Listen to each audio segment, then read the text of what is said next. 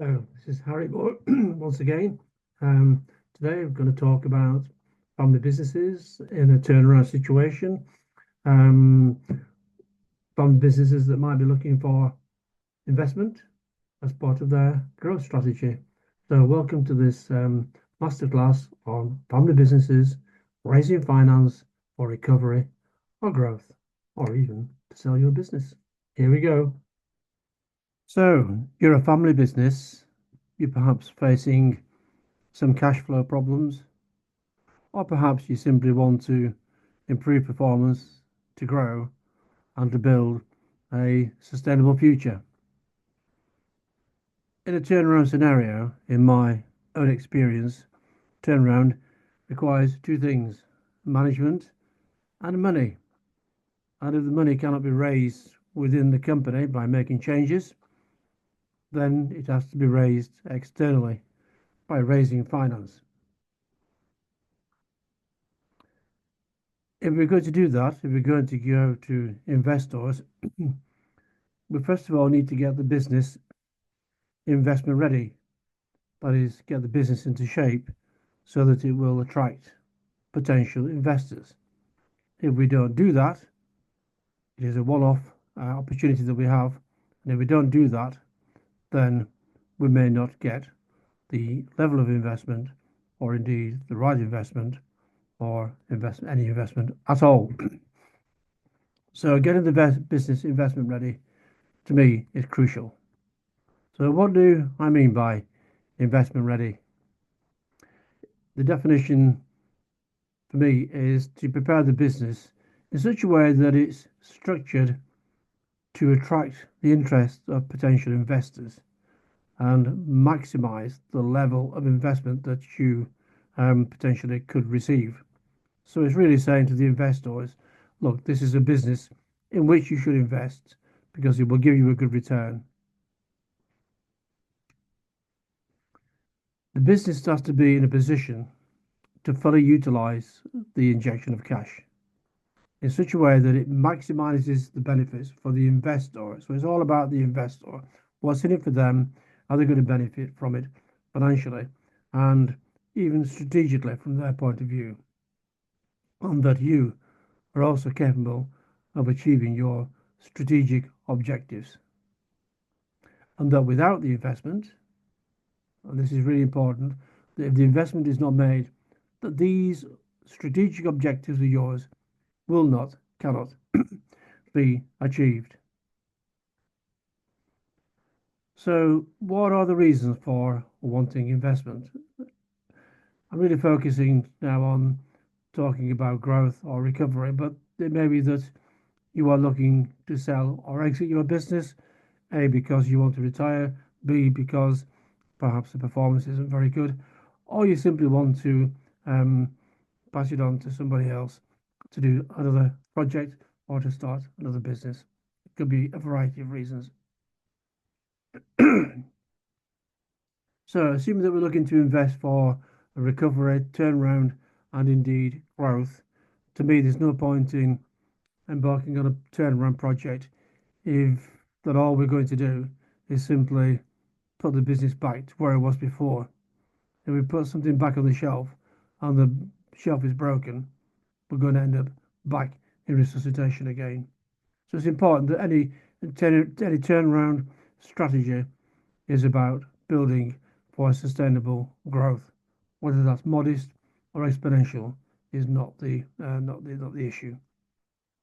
So we're looking to invest to help recover performance, to expand the business, to achieve objectives that we have in terms of growing the business, um, changing the product lines, entering new markets, etc.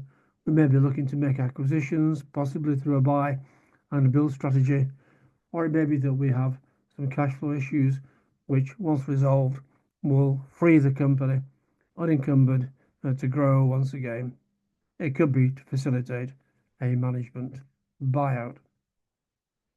To do these things, we must be prepared to change the way we manage the business, to restructure the management team, and we've got to be in a position to supply information that's timely and that is accurate and up to date. We've got to be capable of demonstrating that we can achieve any financial targets that we set out in our business plan or our strategy. And most sensitively of all, we will have to be prepared potentially to release a significant amount of equity. And that could be anywhere between 25 to 40%. It could even be as high as 100%. Depends on what kind of deal we're looking to make. In my experience, many owner managers do not like releasing equity, but that to me is something that has to be addressed. It may be that we've got to accept another director or chairperson on the board. That is probably highly likely, particularly with an institutional investor. They will want to see somebody from their organisation or somebody nominated by them to oversee their investment and ensure that it is being spent and utilised in the correct way. If it's a private investor, it may be that the investor themselves want to be involved in some way, shape, or form. And all these things are negotiable, of course. On the other hand, if you're looking to exit or sell your business, there's another route. And the reasons could be because you're looking to retire, looking to get some value out of the business so you can go and play golf on the Algarve or buy a yacht, whatever you want to do. It may be that you've always planned an exit, and that's why you started the business in the first place, to generate some wealth so you could retire or do something else. It may be that the business is struggling, the market's changed, you're not really up for it, you don't have the energy to continue, or you don't want to continue, and you feel the company would benefit through new ownership. It may be that you have other investors, either a private equity firm or a private investor who wants to get out of the business and move on. So sources of investment, they are numerous. The investment may be equity or debt, or highly likely it could be a combination of the two, or something that's called mezzanine finance, which is where debt is turned into equity. On the equity side, there are many private equity firms, venture capitalists. You can see the list on the screen, so I don't need to read through them. The important thing is finding the right private equity firm. Is if that is the route we're taking, and that's not always easy. There are hundreds and hundreds of them in the UK. There are thousands and thousands worldwide, and it may be that you don't necessarily go to a UK investor or an investor indeed in your own country if you're not in the UK. So finding the right private equity firms can be time consuming because you want one that's got the right kind of profile, that has the right kind of sort of level of investment for your business. And usually it is the more the better.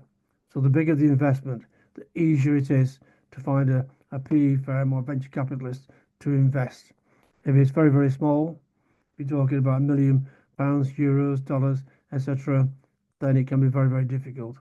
Again, each private equity firm has their own profile, their own criteria in terms of investment. So it will take some time to find the right organisation. And that is often best done through a third party advisor like myself. I guess I would say that, or a corporate finance firm or your firm of accountants may have skilled personnel that can help you to find the right investor.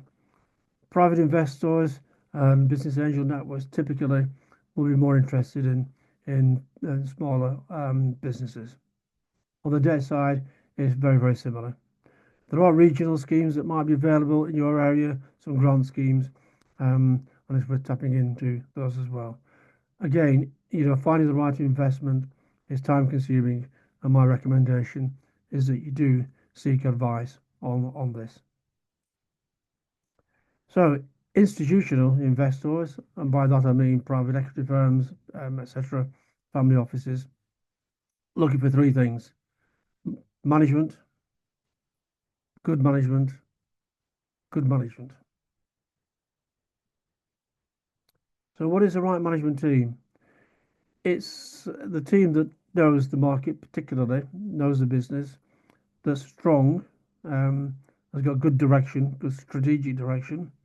Um, there is solid financial control, particularly of cash, and that there are business leaders with a good track record and perhaps have done something similar before in terms of turning around a business, and that they are prepared to commit through either co-investment or a salary sacrifice.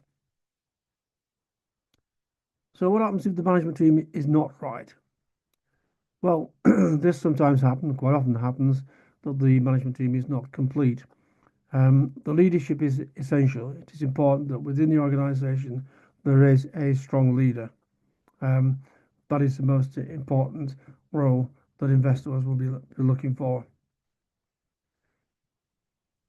But if there are gaps in the team, it is better to recognise it and declare it. For example, it may be that you have a financial manager but not a financial director.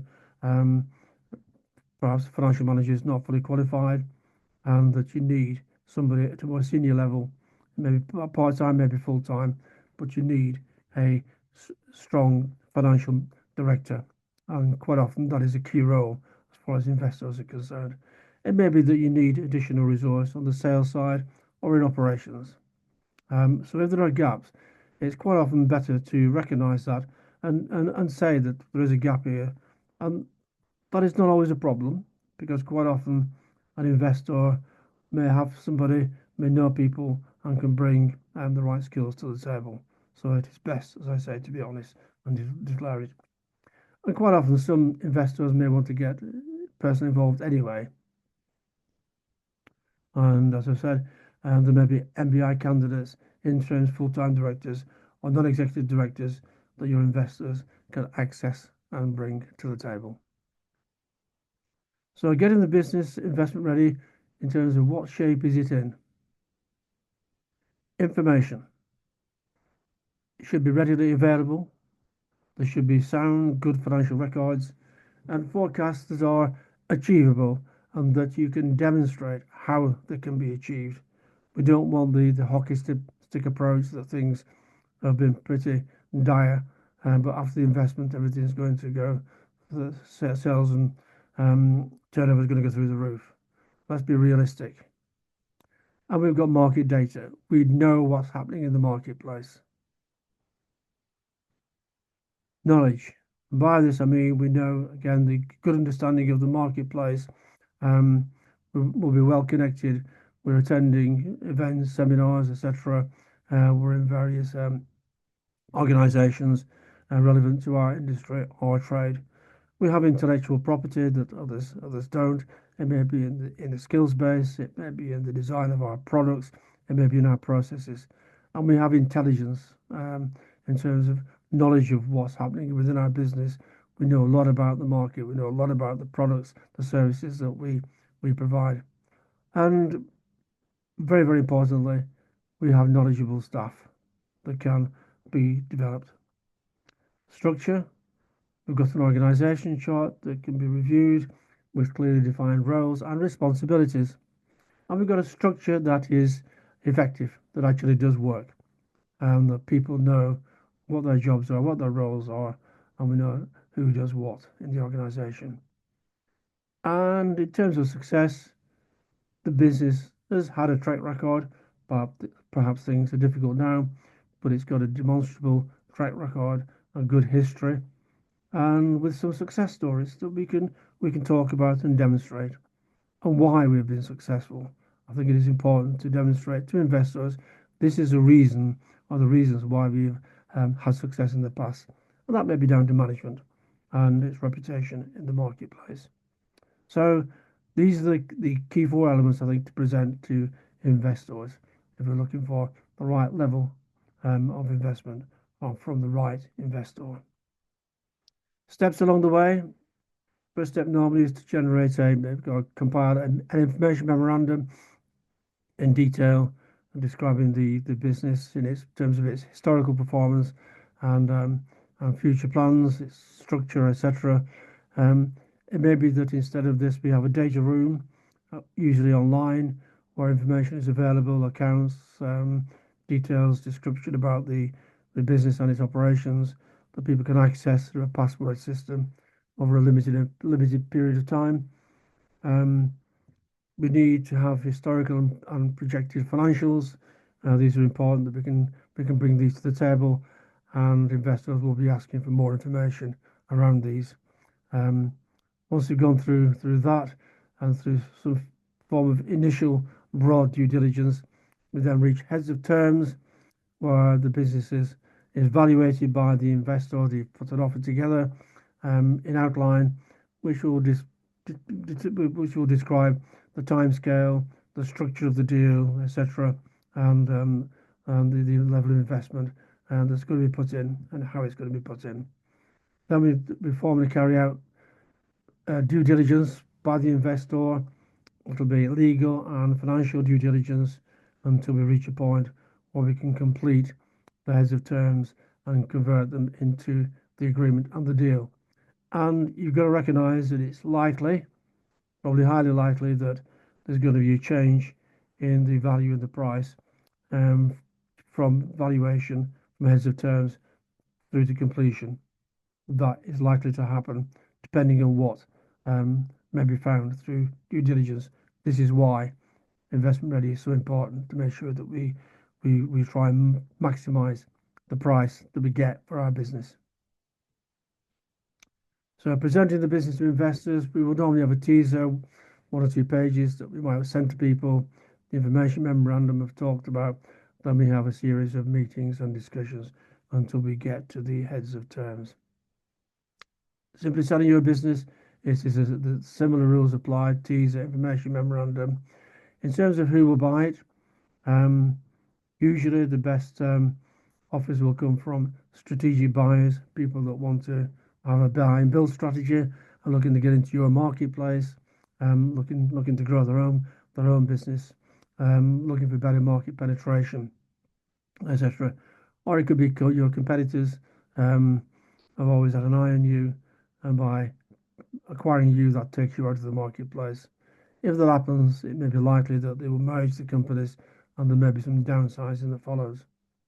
Other potential buyers could be management buying candidates who've got some investment backing, usually through a private equity firm. How much will I get for my business?